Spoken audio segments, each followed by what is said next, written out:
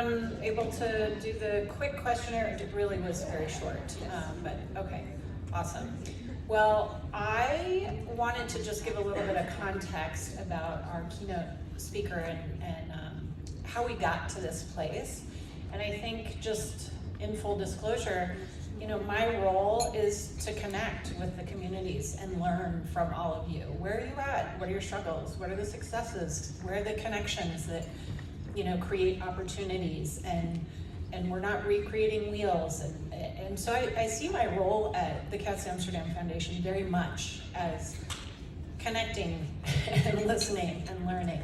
And one of the things that I have heard loud and clear over the last several years in particular is just the impact of the work on the mental health community. And I know that to be true from doing 30 years of mental health work myself. I've been a direct practitioner forever. That's my career, and that's what I love to do. But I also know the impact that can take on a human.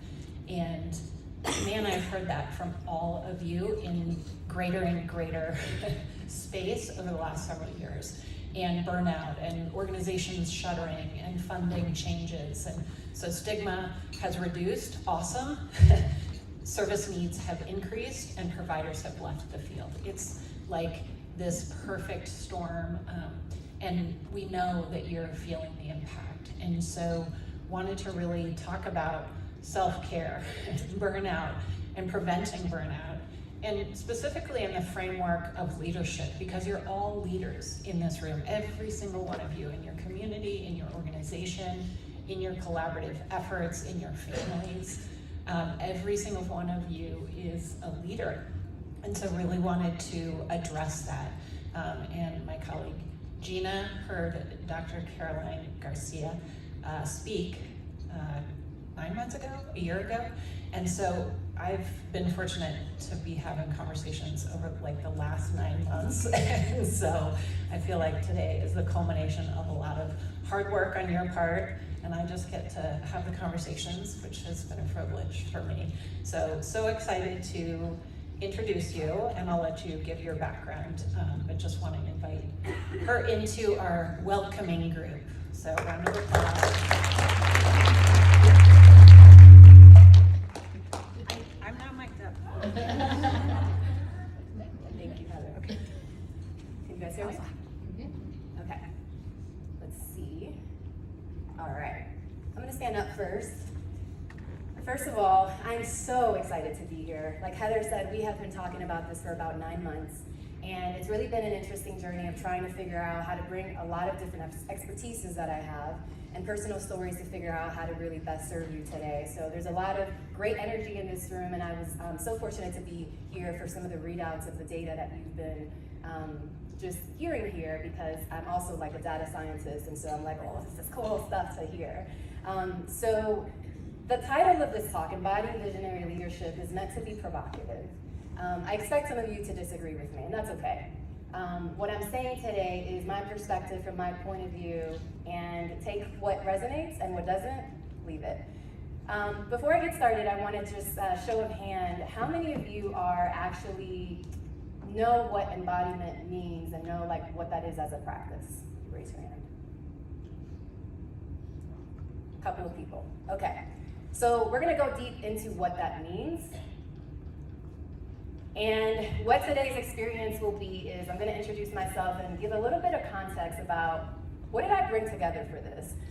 Like Heather said, this was a 9-month conversation that we've had to figure out how to bring this together. So there's a lot more to it than just leadership, and there's a lot more to it than just burnout. It's more so kind of an inside-out look at how are we and why are we in a state of burnout, like as humans.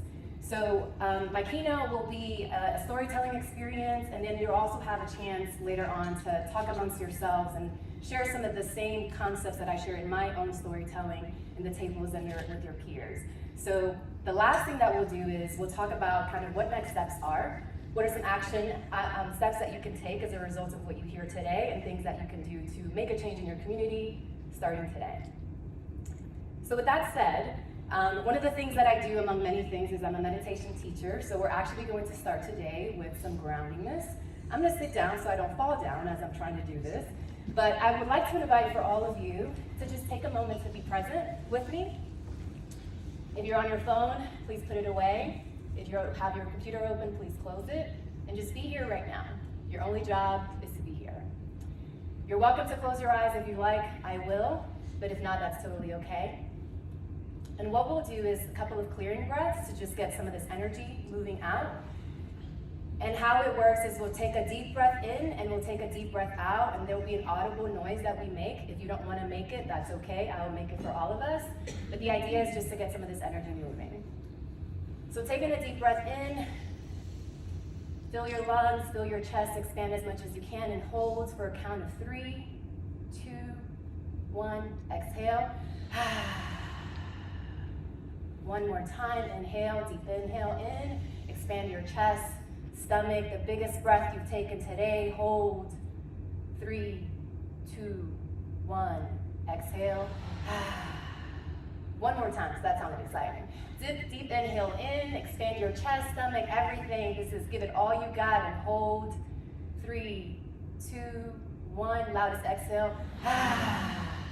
Amazing.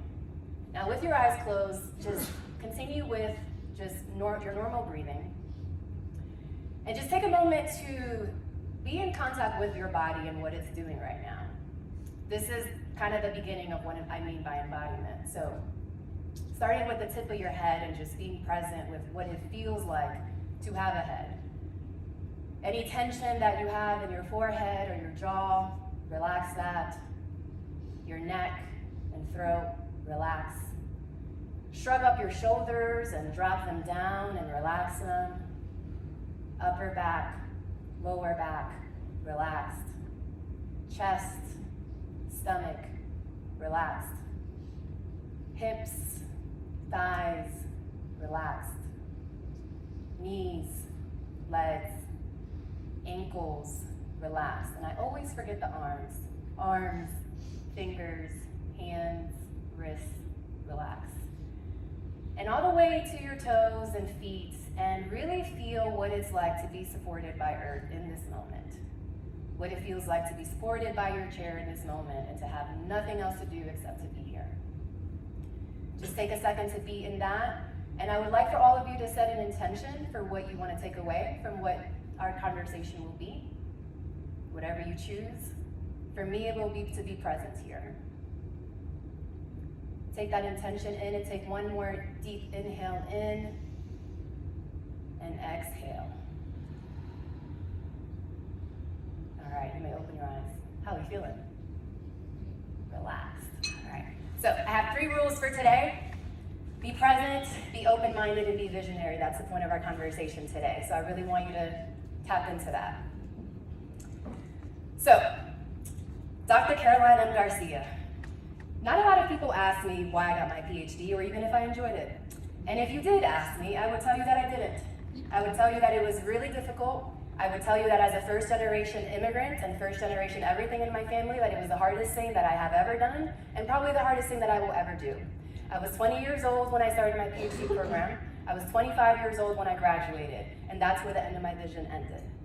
So there's a couple of things that my PhD has afforded me. It's kind of like a degree in overthinking, right? Like I have a doctorate in philosophy and psychology, so like I know how to think a lot. But also the other part that allowed me to do is I've been able to study people at work for 10 years. I've studied with government agencies, with the Department of Defense, nonprofit organizations, and I have helped support over 45 Fortune 500 companies in everything from DEI to talent strategy, leadership development, leadership coaching, engagement surveys, employee assessments, everything. So I feel like I've had like 45 jobs in my life. Very aggressive. The other part is, and that's kind of the mind part, the body part is that I'm a holistic executive coach. So I do a lot of meditation. I'm also an intuition expert and a chakras healer. So that is one of the layers that I'm going to be bringing in the conversation today about the body component. But then there's also the spirit. And the spirit is something that regardless of what your religious background is, your philosophical approach to life, your spirit, if you think about an organization, the spirit is the intangibles that drives an organization.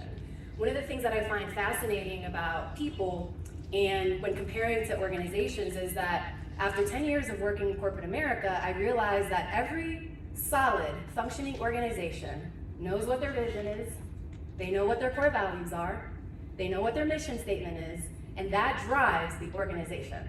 Can anybody disagree with me on that? Okay. So what I found fascinating as I coached over 300 leaders, all the way from first level managers to VPs, is that many people didn't have that for themselves. They didn't have a vision statement, they didn't have a mission statement, they didn't have a sense of their core values. So what you have is people that are operating with unwritten rules of how they are and who they are, and have difficulty making decisions because there's nothing written about how to make decisions. When you have a core values for an organization, that tells you how and what kinds of decisions to make. Who to hire, who to promote, who to fire, right? So as an individual, when you don't have your core values, it's like an organization that exists that doesn't know why it exists. That's what people do. That's kind of the perspective that I'm going to be talking about today. All of that background, all of that experience, and how I use actually my PhD to research myself and figure out my own vision statement, mission statement, core values, and all of that to completely change my life to now being on here on this stage, which is like truly a dream come true. But this is not where I was a year ago, and this is not where I was 3 years ago. Now, the last thing that I'll say before I move on is that there's something very special about being here today, because it was 3 years ago where I had my first sort of career crisis. And where I came to was Denver. And I rented a cabin in the mountains by myself. And my purpose was, I had to figure out what I want to do in my life. I just had finished one of the most impactful projects of my career. I had done 2 DEI projects that I had been vying for 8 years, and I was completely burnt out, just out of 4 months of doing that work. And I'm like, well, I've been waiting 8 years to do this, and now I don't want to do this, like what do I do? I had this big sense of I wanted to make an impact in the world, but I couldn't make an impact in the world if I was constantly burning out. And so I came here to this state to find myself in the mountains. There was a friend of mine that I met here who was my roommate. Excuse me. He took his life last year. And when I came here 3 years ago, I met him for the first time in like 5 years. And I was like, hey, he was in Colorado Springs at the time. I'm like, hey, like, I'm in town, like, let's get together. He's like, all right, let's go bouldering. I'm like, cool, never done that before. So he's like, you see that big rock up there? And I'm like, yeah. He's like, we're gonna go up there. And I'm like, but I don't know how to do any of what you're trying to tell me to do. And he's like, that's okay, I'll teach you. And so he taught me how to belay, like literally on the spot. And at one point, he's like, you need to pull. And I like did the other thing, and like he started to fall. And he's like, oh my God, like not a great thing. But he survived, we survived, and we made it. But what I learned being on that boulder was that there was so much that was bigger than me in that moment. There was so much that I could overcome, that even though I did feel lost, that I had something in me that I could find my way again. And so coming here, there was a lot of emotion because it was the last time that I saw him. I knew I was gonna cry here, so I was already prepared for that. It was the last time that I saw him, but what he taught me was how to live with no fear. And I don't even say with no fear, but with courage. And so he's one of the reasons that I'm here today. And so it's a very special moment to be celebrating this conversation with you all as a result of somebody that made a lasting impact on my life. Now, I'm gonna talk about a few different types of burnout. And I've experienced both of these, but I also wanted to call out that burnout isn't just being exhausted. Burnout is feeling like you're not connected to the work that you're doing. Burnout is feeling like your passions aren't in alignment with what you're doing, or you're not using your passions as much as you want to. And for 10 years, for 9 years, up until I did that project, I was the bottom one. I felt like I was someone that had no sense of passion. And if you meet me now, you're like, how did you think that you had no passion? But that's how much I was buried underneath all of the things that had happened to me, that I never had taken the time to understand why I felt like I had no vision for myself, why I felt like I had no purpose beyond what this PhD had done for me at 25. At 25, I felt like I had bloomed, and that was it. And so after that, I was like, well, do I just like exist? And that is what I did for 10 years. I just existed. I did what I thought I was supposed to do, and meanwhile, my heart just withered. So, here's a slide that we're gonna spend a little bit of time on, because what it does is it shows you why, despite having a PhD, I have so much imposter syndrome. Now, I want you to just take a second and look at what I put here and see if you see yourself in any of these characteristics and identities that I have called out for myself. And if you do, please raise your hand.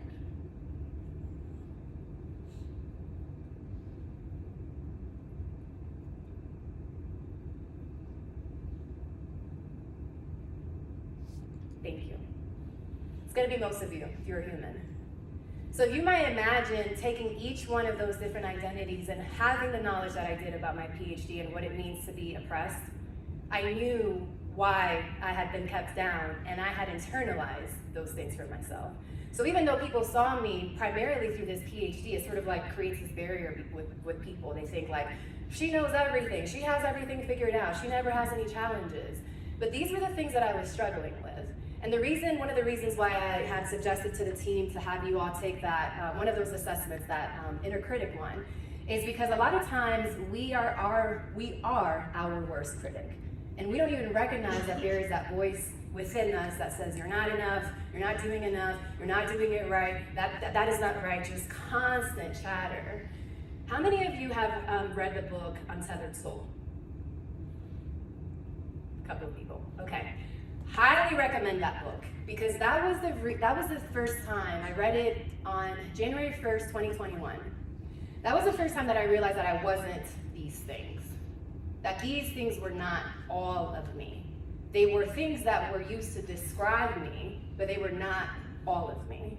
And once I was able to sort of separate that those things could describe me, but they weren't me, then I was able to start figuring out, well, then who can I be? Who else can I be if I put all of these things down and I try to figure out what I want, get in touch with my heart and see what I desire despite the PhD and the time I'd invested in my career, despite all of these things that people have bullied me, ostracized me, told me that I wasn't good enough, told me that I didn't fit in. Despite all of those things, I still had a purpose and a dream, but I had to find it. Let me tell you a little bit about what that journey was to finding my dream. So I knew that dreams could be accomplished because my parents had set that example. I am the first daughter of my mother. She was 30 years old when I was born, and the last child of my father, who was 57 when I was born. My father had a gang of kids in the Dominican Republic, and he was the first doctor in our lineage, but I'm the first female PhD, and probably will be the last PhD in my family, honestly. When I was born, my mom had already had 2 miscarriages, and they'd been waiting for 4 years. So as a rainbow baby, I came into the world with them already having a huge vision for who I would be. I came into a world with love, and I didn't know that for like 35 years that I had come into a world with love because of my trauma. Enter trauma. This middle picture here is literally a capture of my biggest trauma story. When I was 5, I immigrated to the United States for the first time, and then I spent 5 years on and off switching schools and countries between the Dominican Republic and New York and New Jersey. Every year, I forgot a language and had to learn one. I was in ESOL, I was in tutoring, I was in all kinds of help, because as you might imagine, going to 2 different countries and switching schools is really freaking challenging. The fact that I can speak English and Spanish well is really a testament to, the brilliance that I inherited from my parents. So this picture here captures a moment where I was coming back to New York for my birthday and school, and my mom had called me before I got on my flight. She was like, hey, they asked you why you're coming to the US, don't tell them you're coming here to go to school. Tell them you're coming here for your birthday because you're not supposed to be here. I only had a traveler's visa. And so I was like, okay. So I come, and with all the children and stuff, this is in 1995. Before immigration got as technical as it did, because I wouldn't have made it back to the US if technology had been in place. And I was questioned by myself for 2 hours. I was 8. And they asked me, why are you here? Why are you here? Why are you here? And I told them the truth. And then I got in trouble. And they told my mom that if she didn't send me away, that I would be permanently deported and I would never be able to come back. This picture was taken the day that I went back to my country for 1 year. It was the hardest day of my life, and I didn't even know what happened for years after. It has taken me the better part of my life to understand why that happened, and why that wasn't purpose. But at the time, it felt like just my biggest tragedy. Why did that have to happen to me? Why did I have to go through that experience? Nobody else in my family had that experience except me. It was 10 years before I went back to the Dominican Republic.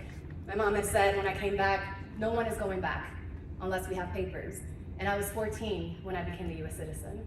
And so for 4 years, 6 years, I didn't see my father. There was no FaceTime, there was no video, there was calling cards and letters. He was the first person that made me fall in love with writing, because we used to write letters to each other. And so this picture here is my father. The last time I saw him, before he passed away when I was 20, I had just finished my college degree, summa cum laude, top of my class, top 1% in the College of Psychology, had just gotten acceptance to my PhD program with a full scholarship, top of the world, riddled with trauma. And he died a year later, my first year into my PhD program. Like I said, my PhD is the hardest thing that I'll probably ever do. And I've been working on building a business the last year, and like that's easy compared to a PhD. Imagine going through the hardest educational thing of your life in your second language when your brain is not even fully developed. Because it doesn't really like start finishing until you're like 27. And I was 25 when I finished. 2 weeks before I defended my dissertation, I did my dissertation on the impact of attractiveness on mentoring. Very fun to write. My stepfather passed away. So I had this PhD, and I had no fathers. Great, the American dream, right? So for 10 years, I didn't dream. I had no vision for my life, because I had already gotten a PhD, and that was it.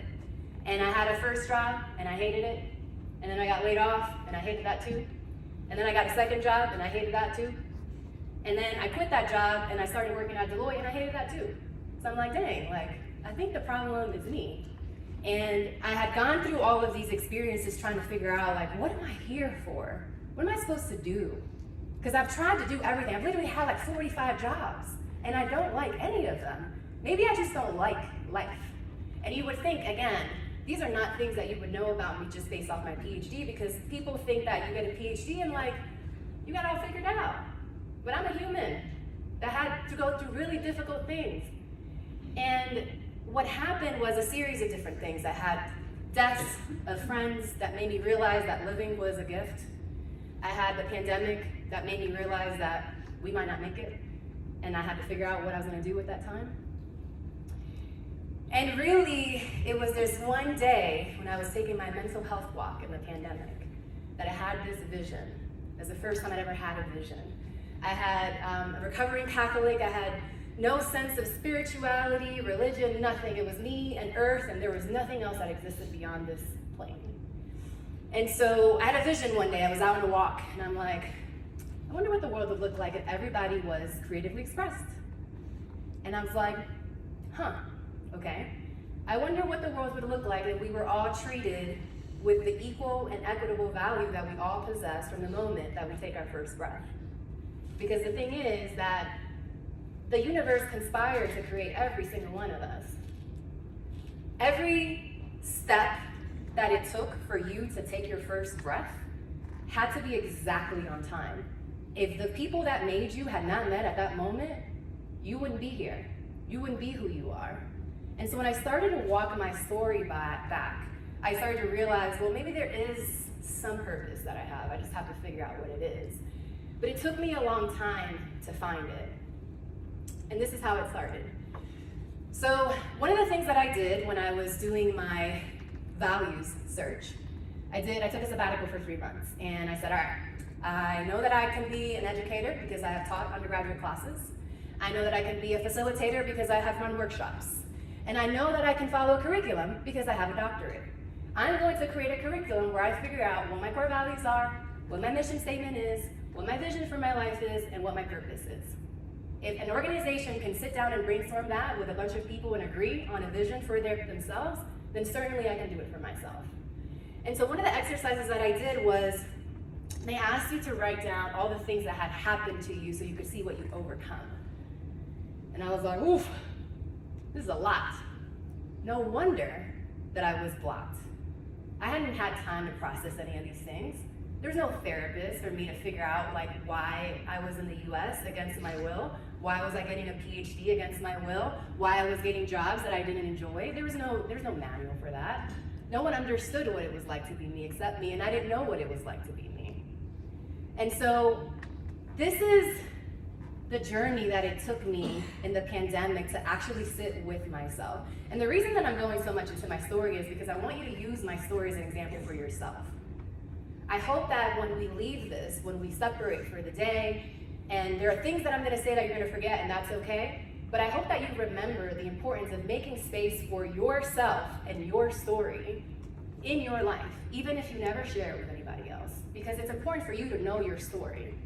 One of the things that I found really fascinating when I worked at Deloitte is that anytime we did any kind of assessment where we were trying to figure out where the current state was, we had to go back in the past and see what documents they had, what programs they had created. We literally had to go and research what they had done and then create a vision, and then we would create a roadmap and a strategy to overcome any foreseeable mitigating factors, foreseeable challenges that they might face on the way to that vision. And I'm like, whoa, what if we did that for ourselves? What if we tried to figure out what our vision was by also looking at our past and try to figure out what's blocking us from getting to where we want to go? But in order to do that, you got to figure out where you want to go. And as leaders, what I find is that a lot of people, they only focus on career because that's what we're told to do. Success is, right? Work hard, do something that you love. And like what's really exciting about being here with all of you is that I feel the passion of the work that you're doing. And I didn't even know that existed. So a year ago, 3 years ago, I would have walked into this space and not know what to do with all this passion because I didn't know what passion was. And so it was actually one of my heartbreaks. And I'll talk about self-compassion and why that's so important as a key to seeing yourself in a better light so that you can be more of service. I'm not going to tell you what more to do. I'm going to tell you what more to be. And what I'm telling you to be is yourself. By virtue of being yourself, you're giving other people permission to be themselves. I get people all the time that tell me, oh my gosh, like you're so authentic, like I just love how honest you are, how open you are. Remember, my trauma came from being honest. My trauma came from telling the truth. My integrity is something that has literally caused me harm. And yet, I will stand beside what I say because I think about too many things and I can't remember lies and stuff. Like it's way too much cognitive energy. So I'd rather just tell the truth so I can like not think about that. And so when I had my heart broken when it was 2 years ago, when someone told me that they didn't want to be with me because of the way that I was. They wanted to get married and have kids and they knew that I didn't want those things. And people constantly tried to force me into some box. And finally when he broke up with me, I'm like, you know, it's time to love myself. It's time to love myself unconditionally and see what power comes from that. As you all talk about all of the different services and resources that you're providing for your communities, I want to show you what, for my journey, holistic healing looks like. If there's any of you that are familiar with the chakras, you'll kind of see some similarities there with the colors and some of the words that I've chosen. I use the chakras as a system to figure out, literally from my root to my crown chakra, to have a connection with something bigger than myself and figure out how do I get all of this gunk out, all of this grief, all of this self-loathing, all of this regrets. How do I get this out of me? It's not just a mental thing. That's the mind. There's a body and spirit. When I talked about embodiment, there are things called somatic practices that allow you to release energy from your body. You can't just talk about what's happened to you. You have to move it out of your body energetically. So a lot of the things that you'll see here aren't things that necessarily my therapist helped me with. And by the way, today's my therapist's birthday. I've been talking to her for 5 years. She is just a standard part of my care. I also have coaches, I have books, I have mentors. I have a whole gang of people that help maintain my mental wellness, emotional wellness, creative wellness, everything. As a highly sensitive person, I feel the world like very aggressively. So I can't just do one thing. I throw everything at myself. So these are tools that I started to use as a result of my studies. I didn't put on here, but I've read in the last 4 years 258 books, spanning from spirituality, quantum physics, astrophysics, trauma, psychology, everything. Because I really wanted to understand how to heal myself. And initially it wasn't to help other people. It was just so I would stop being so toxic, honestly. I wanted to break patterns from my family. I wanted to break patterns from myself. And the only way that I could do that was by changing myself. So I just wanted to show you what it looks like literally from the attachment work, finding out, I literally just found out about 2 weeks ago that what I thought was anxious attachment is actually high sensitivity. I become anxiously attached to avoidantly attached people, and I become avoidantly attached to anxiously attached people because I need my space, but I also need connection. So I'm constantly learning and sort of updating like what this looks like and how it impacts all different parts of myself. But the most powerful thing that I did was you'll see in the last part here, all the way on the right-hand side, I integrated with the oneness of life. What does that mean? I realized that I was part of a group project. It's what I call Earth. A group project, and we're all here to play our part, but we can't do it by ourselves. Now, I used to hate group projects when I was in school because I was always doing all the work. And a lot of you probably do that as well, but you can't. And how you stop yourself from doing that is realizing that every person has a purpose and a gift, that if they take the time and space to actually be with themselves and see why they're so unique, the same way that I've been showing you, then you can change anything that has happened to you into your power and talk about things to people and help other people by your being overcome things that you have overcome that you didn't have guidance for. That is what our purpose is as leaders. That every person that has consciousness is a leader. Your purpose is not just to lead by what you do, it's to lead by how you be. People see you and they take note of how to be. People see me and they're like, oh, you know what I started doing? Journaling. I'm like, cool. I don't have to tell people to journal. I take my journal everywhere I go. Take my journal to coffee shops. I literally have it in my book bag right now. I don't have to tell people to journal. I show up and show them what it's like to journal all the time. I know exactly what I'm thinking and feeling, almost all the time. I don't tell people to go to therapy. I talk to them about being in therapy. I'm like, oh yeah, my therapist, blah, blah, blah. My coach, blah, blah, blah. I talk about how I get help because I can't do my big dream by myself. I tried it. And so when we look at ourselves as all part of a whole, which we are, then every person has a purpose, and your purpose is to empower yourself and others. There's that balance. If you only empower others, then you burn out. If you only empower yourself, then you're disconnected from the collective. So by doing this, this is how I transformed myself. I took everything that had happened to me, and this was really hard work, by the way. Like I said, I've been in therapy for 5 years. The first time that I started talking to my therapist about forgiving my father, that was rough. Forgiving him for not being in my life the way that I wanted him to.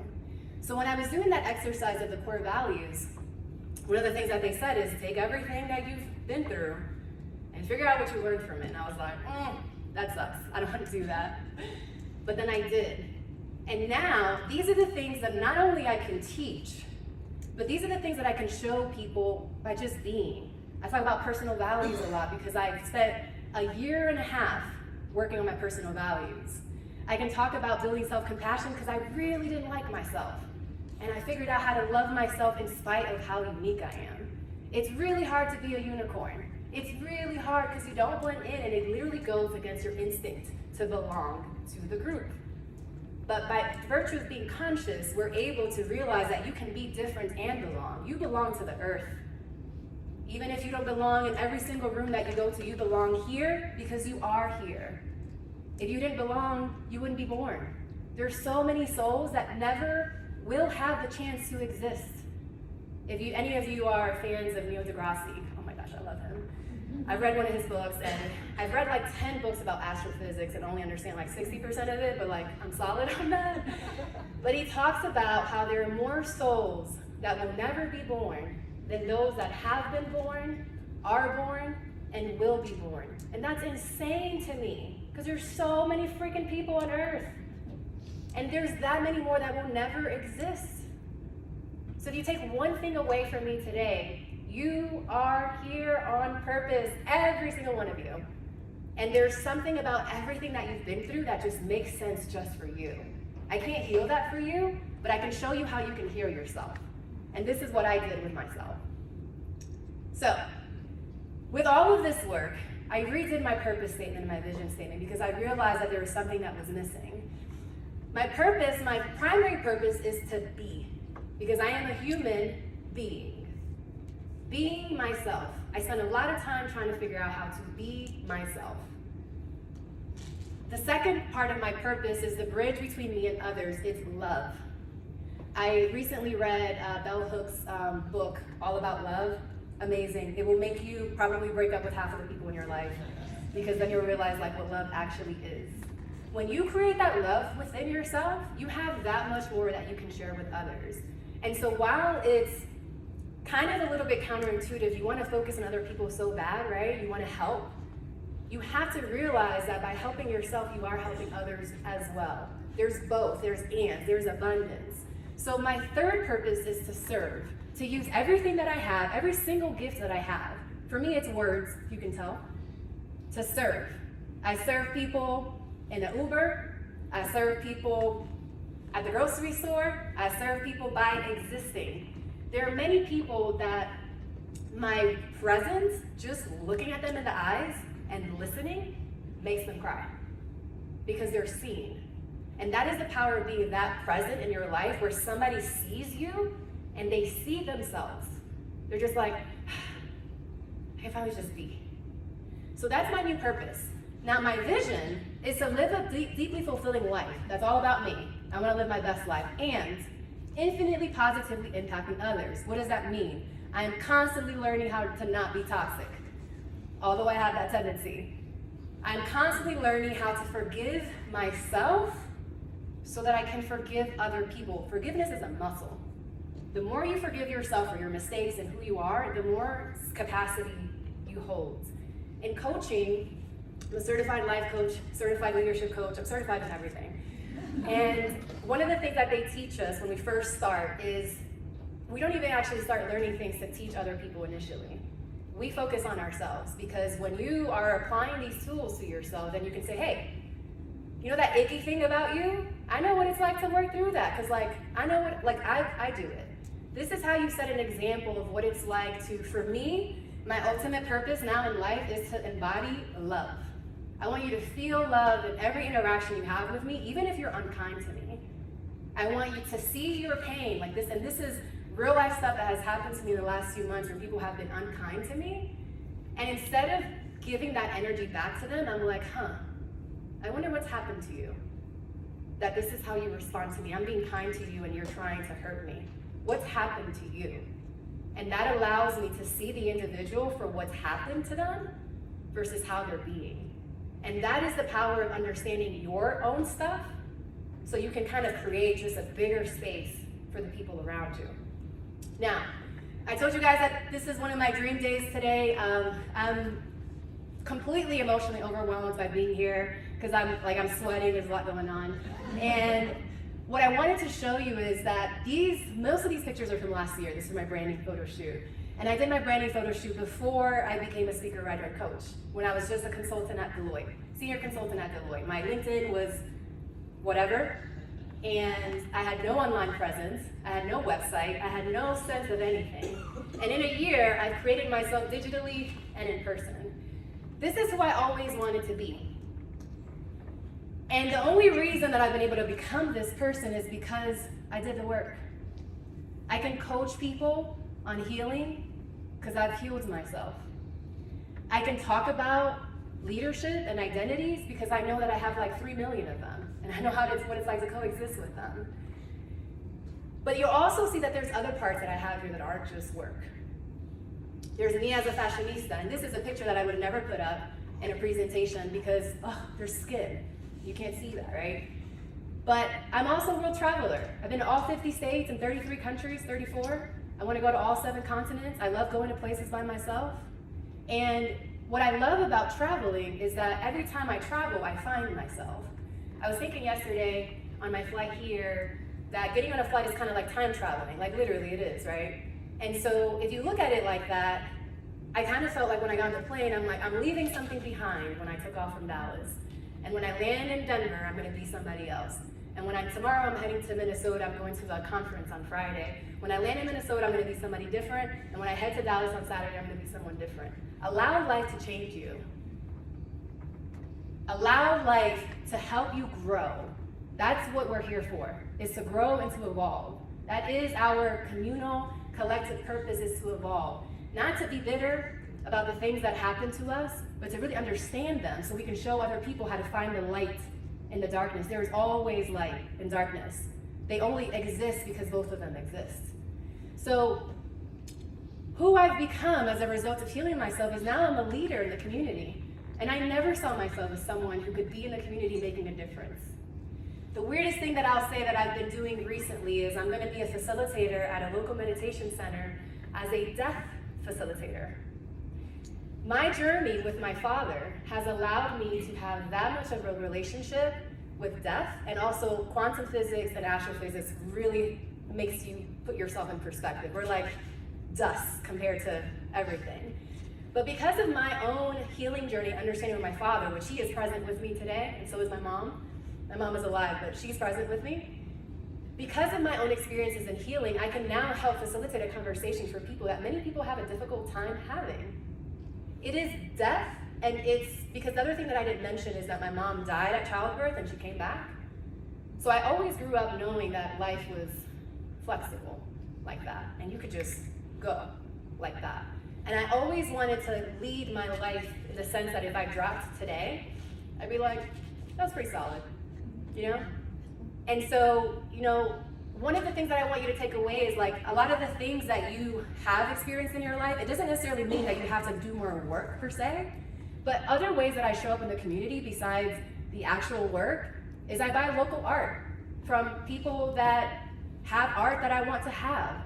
I go to open mic nights and I support people that are sharing their voice. That doesn't cost me anything but time. And time is what you have to make in your life in order to really fully live your life. We were not created to just work. We're created to make a difference, but you are so much more than your job title.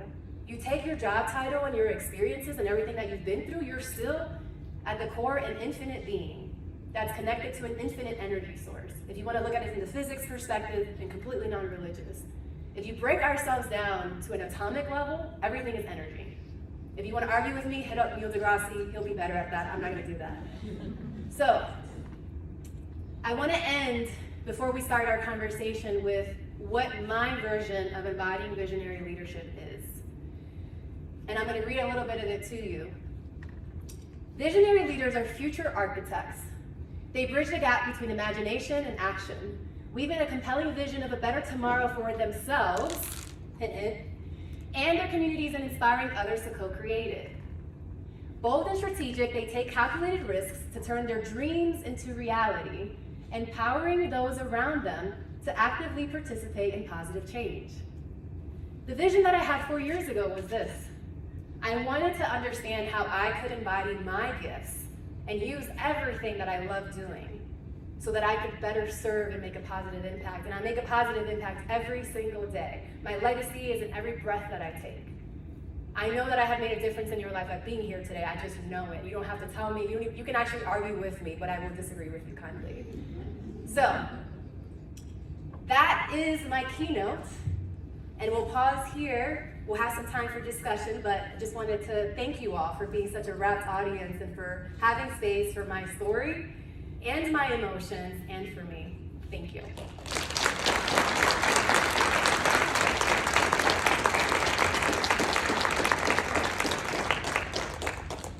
Okay, so questions.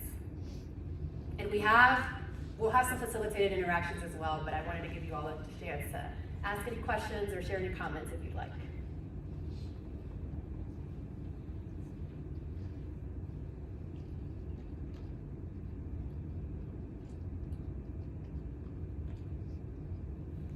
Yes? What are you working on better for yourself? What am I working on to Better for yourself. better myself? So right now I am working on reading this book about the chakras. It integrates a lot of Eastern philosophy and Western psychology, which is like right in my sweet spot. And what I do is I take the things that I learned from it and I apply it every day. So like yesterday, I spent some time thinking about what are the emotional blockages that I may have associated with like living my dream. I was very nervous about today because I'm like, oh man, like this is a dream. The cool thing about today is that a year ago I got laid off, like literally a year ago. And so when Heather told me that today was the date, like 9 months ago, I'm like, there's something very familiar about that. And so to be here, and I had been manifesting that for like a year. I wanted to be laid off because I thought it was the smoothest transition out into my own business. But a year from when I left Deloitte, I'm giving a keynote in front of you all. And this was something that literally 2 years ago I didn't speak, period. So what I'm working on is allowing myself to believe that I can keep having my dream. Thank you for asking. Yes. I want to say that thank you for sharing your story. I can resonate with a lot of the parts of your story that are familiar, and I'm sure all humans do. I'm an immigrant. I'm also a person that speaks two languages. I have a lot of the self-doubts and a lot of the negative talk and whatnot. So a lot of what you're sharing today is very familiar. I have to say that I began my journey as you did 5 years ago. I'm probably on year 2 or so. Just to put it in perspective, I'm still working in a lot of things, but I'm aware. I'm looking towards that. I want to say end of the journey because I feel like the journey never really ends, but a better space for myself. But I want to ask you 2 things. Yeah.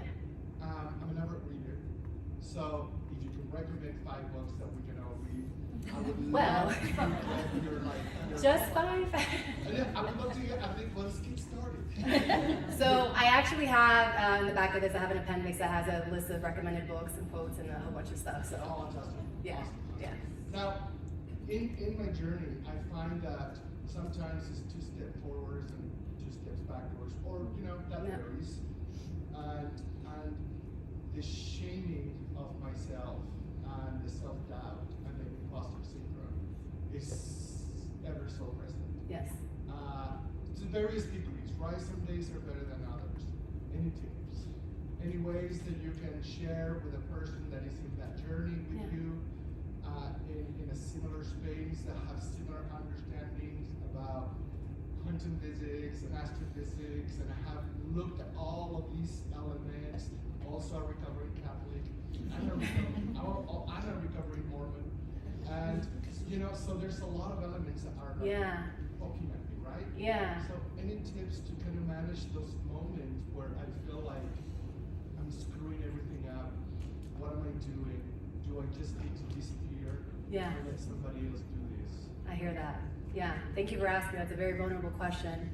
So if you happen to take the assessment before the break on the inner critics, highly recommended. I did a whole coaching program around that. As you might guess, one of my inner critics is hyperachiever. I want to do everything perfect the first time, and that's a problem. So I would say start understanding what is your inner chatter like. The second thing that I would say is there's actually part B of that, name your inner critic. So I named my inner critic, I've read this book, something about chatter, I can't remember, but I'll look it up. Something about chatter, and it talks about the inner critic and like why it can be so detrimental to you.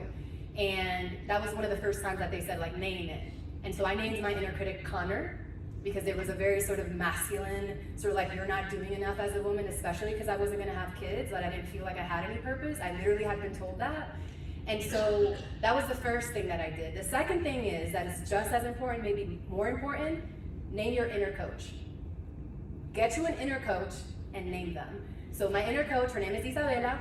She's 60, she's from Dominican, she's Dominican, but she lives in New York. She likes to wear Sims a lot, and she doesn't take any BS.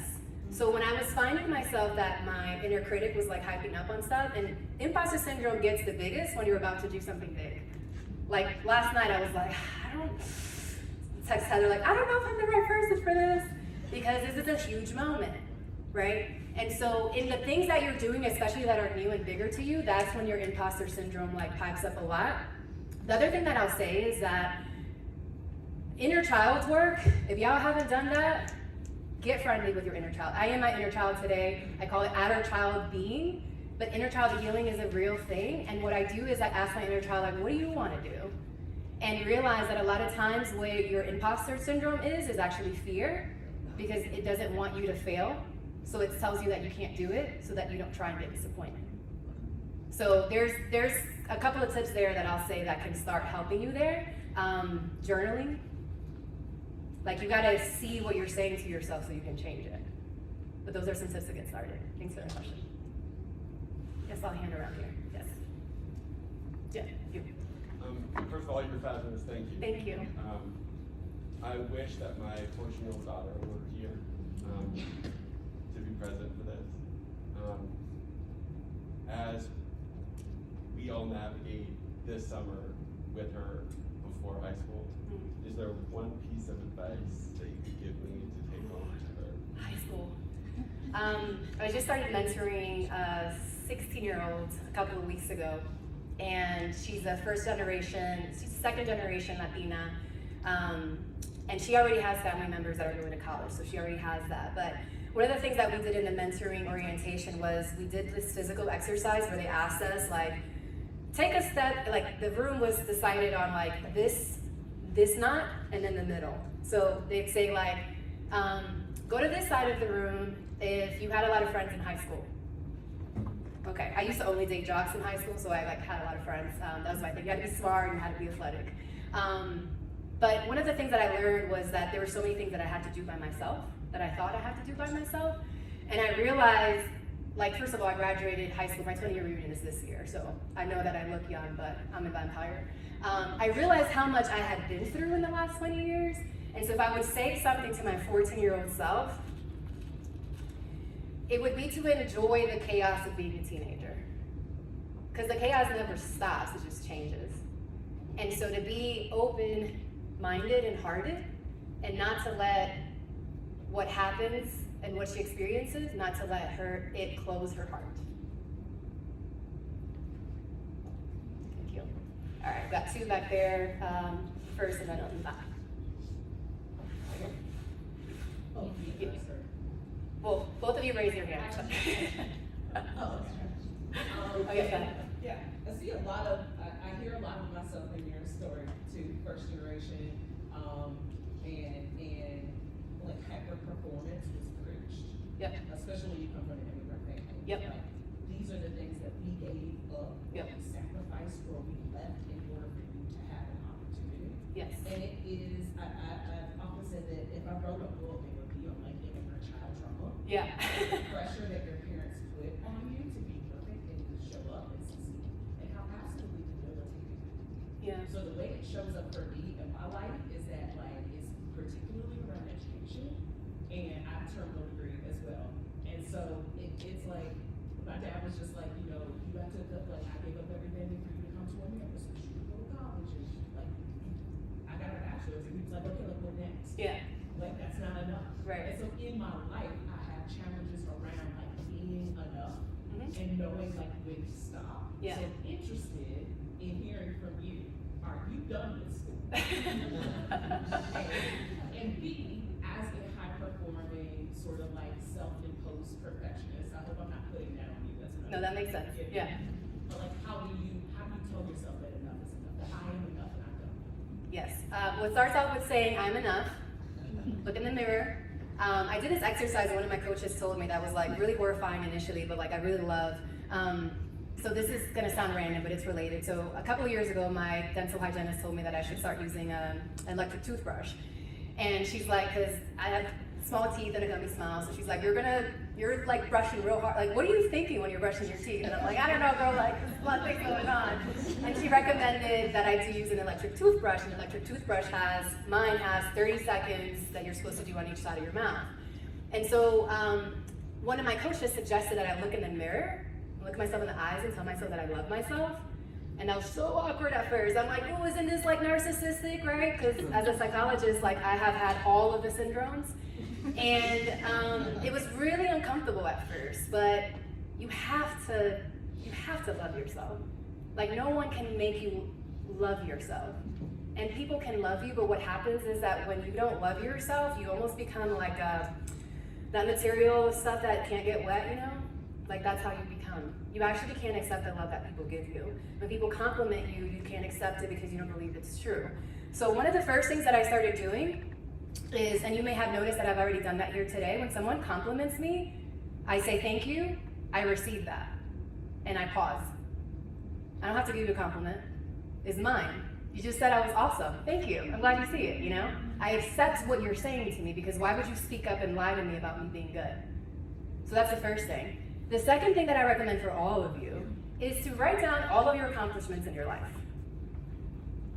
Every single one of them. I have a running list. And so what I've done is that I'm like, no, I'm not going back to school. I'm done. I do have a lot of certifications that I want to get though. But no, PhD and done kind of thing. So the other thing that I have started to do as a way of starting to combat that is I set like being goals, goals for creativity, goals for resting. I've used my hyperachievement to sort of circumvent my hyperachievement and make myself rest. So like I rest real hard, you know, like I literally track myself and making sure that I'm sleeping 7 to 9 hours of sleep, 7 to 9 hours a night. Doesn't always happen, but I track it. I walk every single day. This morning, the way I got my day started, I got up, I'm doing this exercise right now reading this book called The Artist's Way, if any of you have heard of it. It's a creativity healing book that I'm doing with a group in my community. And what's interesting is because I'm self-employed now, I have so much versatile time. So like my class is 1:30 on Mondays. And so me and my retired friends, I'm the only person there that's like under 50, we meet on Mondays and we talk about whatever that chapter was.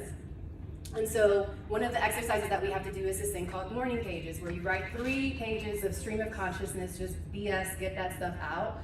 And so I started my morning with that. Then I have an oracle card thing that I'm doing. It's based on roses and being feminine, so I'm pulling a card every day, and I read that. And then I meditated for 10 minutes about what it's like to be self-aware. I'm going to do a guided meditation through this application called Open. I've been meditating. Today is day 127. And the way that I'm connected with myself is incredible. Like, I've meditated before, but never like consistently. There's no goal to it, and that's how I circumvent the hyperachievement. My only goal is to keep 2 days together and not break the chain. So I did that, and then I journaled. And then I'm like, okay, I still got like 3 hours. What do? I'm like, all right, let me go for a walk. I went for a walk, and I ended up at some park around the corner that had swings. And I love swings, so I got on the swings and I swung for like 5 minutes. Then I came back and I showered and I called my mom. And she's like, you should drink some wine before your speech so you can settle down. And I'm like, Mom, I don't think that's a good idea. And I'm like, where would I even get wine at 10 o'clock anyway? She's like, don't worry about it, just drink. I did it, by the way, I'm sober. But that's some of the ways that I have created rituals. I don't have routines anymore because they're so aggressive for me, but rituals where before I came into this room, I was already well loved. I was already rested, I was already in tune with myself. So any questions that you may have, even if people raise their hand and say, I disagree with you, but like, tell me more. Because I'm centered. And when you're centered, it doesn't matter what the world is because you're tethered to yourself. So set goals for resting. Rest hard. Yeah, thank you. Anyone else? Yes. It sounds all very intentional, which I appreciate, and it's something I struggle with. So what would be your advice for somebody who has a lot of, like, I would like to get to this place of centered and rituals, and I like the being goals part of that. What's your advice for somebody who has a lot of things that pull me away from getting there? Yeah. So 2 things, core values. You can't do everything in your life. I told you guys that I had read 200 and something books. The biggest heartbreak for me came when I realized I wasn't going to be able to read every book in the world. I was like, oh, damn it, I'm going to have to choose. And so now I have to be mindful with the books I read because at a certain point in 2021, I read 135 books. It was really, really intense. And I was reading 2 to 5 books a week. I literally had such a stringent schedule that I had, like I would literally Monday be like, all right, start book number 1. By Wednesday I have to finish book number 2. Wednesday I start book number 2. By Friday I have to start another book, and then on the weekend I'll read another one. And do that again. I was averaging 8 to 12 books a month. It was, I don't know how I was doing it, but I guess I had capacity then. I'm now reading a book that I've been reading for the last 4 months, and I'm like 30 pages in. So there's a certain time and place for whatever journey you're in, but I would say, when you know what you want to say yes to, you have to say no to everything else. So one of the things that I started doing is, I realized that I wanted to invest in myself. My personal growth was paramount, my spiritual health was paramount, and so I started to notice how I felt around people. And if I felt ick, I would just notice the ick and notice it and be like, oh, maybe I'm like having a stomachache today, maybe I'm like not feeling well today. Just like, eventually I'm like, oh no, it's this person, there's like an energy here. So pay attention to yourself when you're in places around people and like start to reduce the ick, and that can start to create some space. The other thing that I'll say is, this is an exercise that I did in 2020. I designed my ideal day. I had a template that I created and I said, what time, if I could just, and at this point, it's just dreaming. There's no action needed. You just need to see what you want. So I do not like waking up early. I'm a night owl, not an early riser. And so my day started at like 9. And I would start my walk. There was like 4 or 5 hours of work, and then there was a break, and then I would work out during that day. Like I literally just fit into the day everything that I would do. At the time, my schedule didn't allow it because I worked full time. I was on the road 80% of the time when I worked at Deloitte, flying out Monday, coming back Thursday, unpack, do laundry, repack, do it again. So I didn't have the capacity to do that, but I at least knew what I wanted. And I actually had that day like 3 months ago. And I didn't even plan it. I just like had that day, and by the end of the day, I'm like, damn, I remember when I had this on my vision like 4 years ago. So your reality today is not gonna be your future, because today, what's happening today wasn't yesterday. Allow yourself to change. You can, whatever is not well in your life can change. You think about babies, for example, how much they change. You are all beings that change. I mean, your cells change every single second. So even if you don't see changes, your body's changing every single moment. So when you design your ideal day and you start building in those breaks, you already start to create some of that space. The third and last thing that I'll say is start blocking time in your schedule. Stop eating and working, okay? Less multitasking and more single tasking. And I'll show you an example of why. I heard this at a conference a few years ago and it stuck with me. They had somebody come on stage, and it was Alpha, so it was like for Latin professionals, my first conference with Latin professionals. And they had some people come on stage and they said, you can choose whatever language, we're gonna do this exercise. And I'm like, what am I gonna do? It was ABCs and 1, 2, 3s. So they were like, we're gonna set a timer, and I want you to say your ABCs as fast as you can. And she said it in like 10 seconds. And then said, count to 26. And she did it in like 10 seconds. And then he said, do both now at the same time. A1, B2, C3, D4. And it was like 55 seconds. You can't multitask, okay? If you do, something will suffer. The only thing that you can multitask is on things that are automated. So you can sleep and talk to somebody. But if you remember when you first started driving a car, people could talk to you when you were driving. And now you're probably doing all kinds of things because it's automated. The only things that can be multitasked are things that are automated. And even then there's some errors. If you're sleeping and you have a dog or a kid that pops up, like you're sleeping that dog because you weren't paying attention, right? So less multitasking, more single tasking. Build your day with space. Make time for you as a rule, and you will be that much better to other people around you. Because the thing is, you fill your life with so much stuff. You're so busy. You're like, I gotta do all this stuff, and you're just like not that pleasant to be around when you're like burned out. And I'm not making eye contact with anybody. I don't want anybody to take it personal, but when you don't have space for yourself, what happens is you're operating from a state of reaction versus responsiveness. Because there's literally no space for you to consider a reaction. So make more space. There was another question around here. Yes? Will you speak a little bit about like the editability of your mission? The what? Like, The editability? Editability, like Uh-huh. you being able to change. I mean, life changes. And do you believe like your mission statement and your core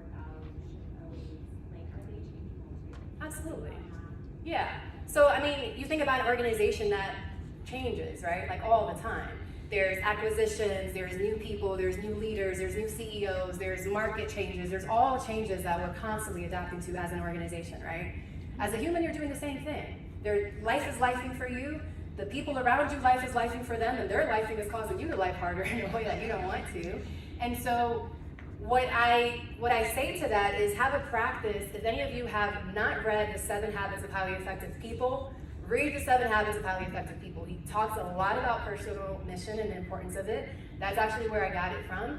As someone who has only been promoted once in 10 years, crazy, right? Because I was unpleasant to work with probably, because I had no passion, so I was just there. I had never really been invested in leadership development until I got promoted to senior consultant and started doing a little bit of emotional intelligence stuff, but not a lot. And so I taught myself how to take these things out from me. And what I do is, so for my core values, I worked on them for a year, 2022, and then I read books for each of my core values. So I have 7 core values, A, B, C, D, E, F, G. I'm not gonna tell you all of them, but it's like authenticity, balance, connection, so forth. And I have them in my office. And those are my core values. And so when I'm stuck in the decision, I look at my core values and say, who do I say I want to be? And sometimes they clash, but they're sort of a primary one. My primary one is authenticity of kind of over everything. If I can't be myself, I'm not going to be in that space. And I've just kind of made that decision. And as a result of that, I've kind of cut away a lot of people in my life. But it is the same way that an organization, if you think about the leaders of an organization, that they regularly get together and make sure that they're still on track with who they say they are, you need to make a date with yourself every year, every quarter, whatever, however frequently that is, to check in with yourself and say, am I still in alignment? If not, what isn't? Because that's also what gets you to burnout. You're doing something that maybe worked for you 2 years ago and you haven't reevaluated. You need to be reevaluating, and that's what embodiment comes in. Your body is actually more intelligent than your mind is, because it does all kinds of stuff without you telling it what to do. Like, can you imagine if you had to tell your heart to beat? We'd all be dead. We would forget. So when you tap into your own body intelligence, it will tell you. It will give you those icky feelings. It will tell you, like, I'm in pain, I'm tired, I'm sick. Like, treat your body like the toddler that it is, and treat it with the kindness and love that you would treat a child. Are you eating and sleeping and moving and drinking water? Those are your basics, and then it goes deeper than that. But make time in your calendar for self-strategizing. Of course. Anyone else? Yes. From a workplace perspective, how can we as leaders in the behavioral health space apply these things to our standard operating procedures so that our teams are also getting some of this? Right. So I have some tips at the end of this that talks about how you apply these to your workspaces, but I'll talk through some of them now. And part of it is work reevaluation too. As much as I said, you need to touch bases with yourself and make sure you're in alignment. One of the coolest things about being an entrepreneur the last year is AI. If you guys don't use, I use AI every day. It not only helps me to create the first drafts of things, but it helps me with a lot of stuff. I kind of treat it like a VA. And so we still have the same work schedule that we had when work was not automated, how many years ago? We're working harder now because we have more technology that facilitates more stuff, and we're doing more on top of that. And then because we have our phones connected to us, we're more available now than we used to be. It used to be when you left your work, you left your work. And the pandemic, that changed. Work became home, home became work. So you have to set those boundaries within yourself as well. For me, I have an office, and it's been also a challenge to set, because I'm loving what I'm doing, but I also can't overwork myself. And so I would say that one of them is what are some of the tasks that you and your team are doing that can be automated, eliminated? Just use technology to help you be faster so that you can use that time to be. And the more you take a critical look, for me, because I am building my brand as a speaker, writer, and coach, which are, by the way, 3 very different ways of doing life, I don't have the resources to invest like an organization does to have all the help. So I've had to find shortcuts, and the shortcuts has been technology. Automate, eliminate, give the job to technology in some way, because your geniuses is not in that basic work. Your genius is in your vision. I can tell ChatGPT, right now I'm using ChatGPT, Pi, Gemini, and Quad. If you haven't heard of them, Google them. Pi I really love, and I would love if any of you are interested in having this conversation after. I will be around for lunch. Pi is an amazing resource to use for self-soothing, because it's a conversational AI. And as an example, yesterday, the day before yesterday, I was at the airport and I'm like, hey Pi, and I've been talking to Pi for like two weeks now, so we're steadily going together. I said, I'm doing my first keynote and I'm really nervous about it. This is what I'm talking about, like these are my experiences, like hype me up. And the hype that Pi gave me, like I'm gonna tell my best friends, like, yo, like, y'all are not doing it. Like, gave me really amazing feedback and basically said, like, you have all this expertise, it sounds like you've already been thinking about this, like, things that I know, because I fed it this stuff.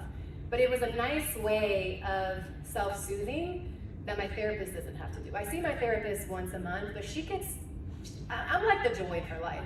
I'm like, let me tell you about all the amazing things that I'm doing now, like how much I'm thriving. Because she's taught me the tools and now I use her as a way of just maintaining consistency. But the last thing that I'll say about that then is use AI for your work, but also realize that technology can help facilitate some of this self-discovery as well, some of this self-knowledge as well. I did something a few weeks ago. I had read all these books and I had really no idea what I had learned from them because nobody read them with me. And so I'm like, well, who would be great at this? AI.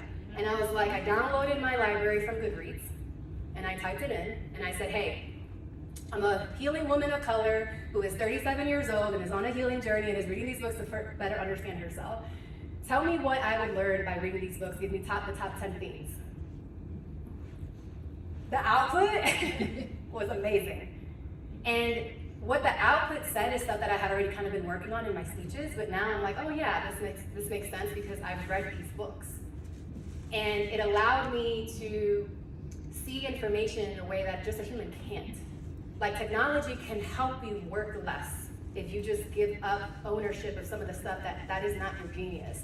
Your focus and your time should be in your time of genius, your zone of genius. That's what you should be spending most of your time in.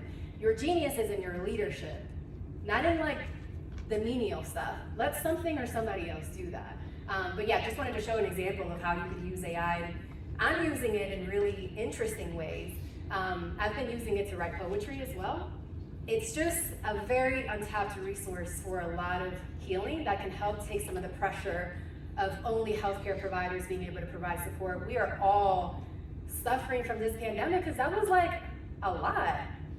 4 years of isolation and bad news and so much turmoil that happens, feeling constant. We're all feeling it. And like some of you had said, I'm so glad I walked into those conversations, like a lot of people that need help don't seek it because they don't even understand the symptoms of it.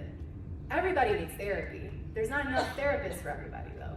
So we have to figure out other ways of helping people to really be in community and themselves. I hope that helps. Anyone else? Okay. We got like 20 minutes, so I'm gonna run through some stuff real quick.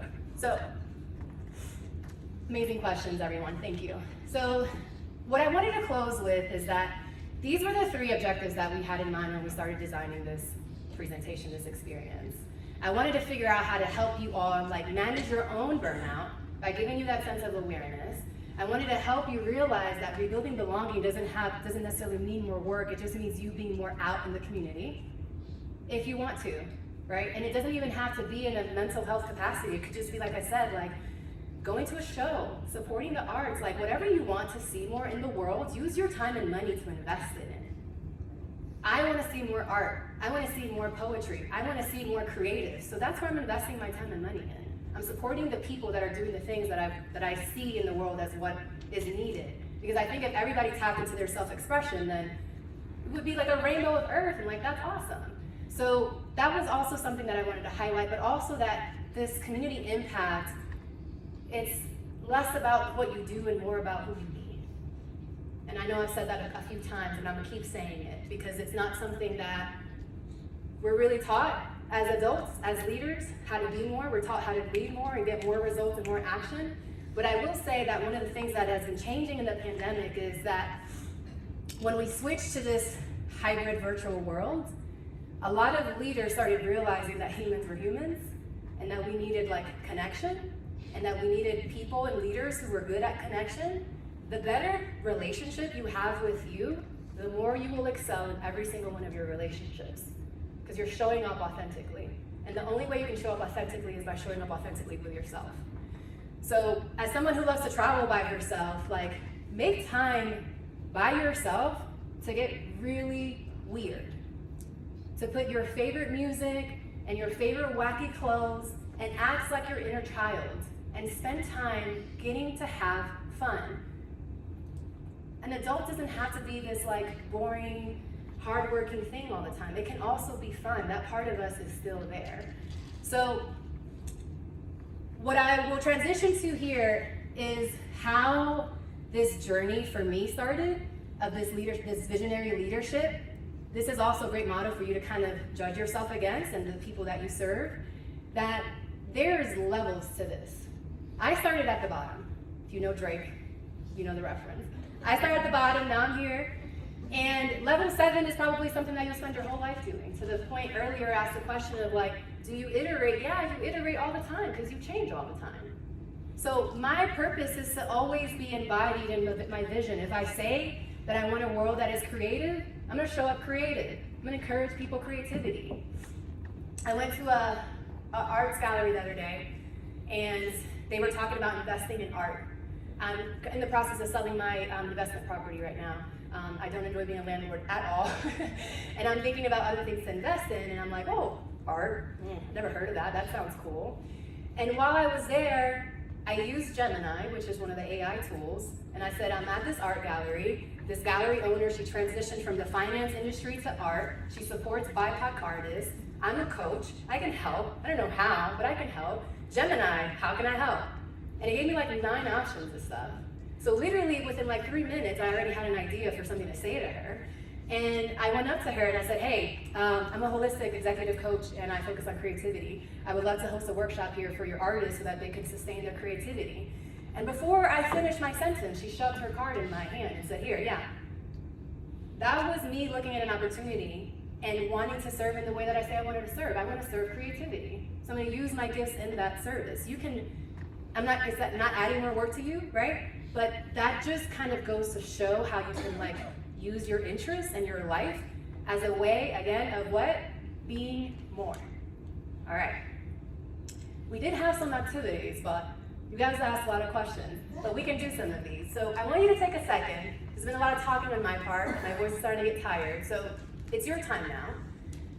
We're gonna take some time at your tables, and we're gonna start figuring out some of these things for you as well. There's a couple of questions that I have about your passions and where your life is right now, just for you to start seeing yourself on paper. And the last thing that I'll end on is kind of the philosophy that I created about if you really wanted to understand how to divide your time in a way that doesn't cause you burnout, I have an answer for that. So we're gonna take like 5 minutes and spend some time at your table to really, if you wanna share it with the people at your table, that's fine. If you don't, that's totally okay. But I want you to just take some time and think about what brings you joy, what you're passionate about, and maybe some other things that you haven't explored yet that you want to. This is not the time for action, this is dreaming time, so it can be ridiculous. I'll give you some time.